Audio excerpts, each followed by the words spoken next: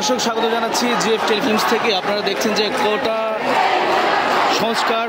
কোটা সংস্কারের দাবিতে রাজধানীতে যে কয়েকদিন যাবত আন্দোলন চলছে তারই অংশ হিসেবে কিন্তু আজকে এই মুহূর্তে মৌচাকের যে সড়কটি রয়েছে এটি কিন্তু শিক্ষার্থীরা অবরোধ করেছে।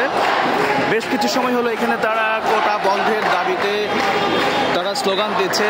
তাদের একটাই দাবি, মেধার ভিত্তিতে যেন নিয়োগ প্রক্রিয়া দেওয়া হয়, সেই দাবিতে কিন্তু এখন চলছে তাদের আন্দোলন। আপনারা জানেন যে গতকালকে ছাত্রলীগ এবং কোটা আন্দোলনকারীদের সাথে যে ব্যাপক ধাওয়া পাল্টা দেওয়ার ঘটনা ঘটেছিল, সেই থেকে কিন্তু এখানে এই পুরো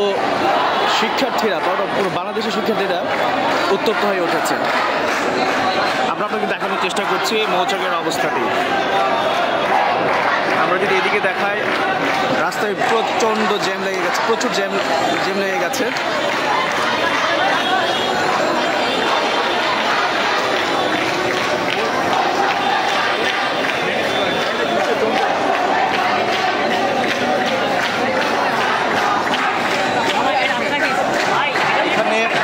অনেকেই আপনারা দেখতে পাচ্ছেন প্লেকার্ডে লেখা হচ্ছে যে রাষ্ট্রের সংস্কার চাই, এই টাইপের কোনো একটা কথা ওনারা লিখছে।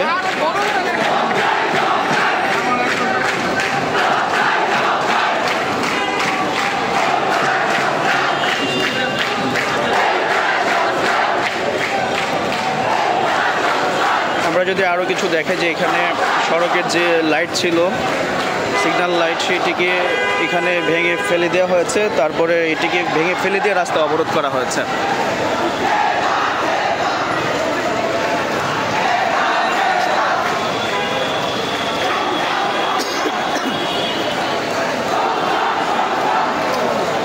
আপনারা থাকুন, দেখতে থাকুন।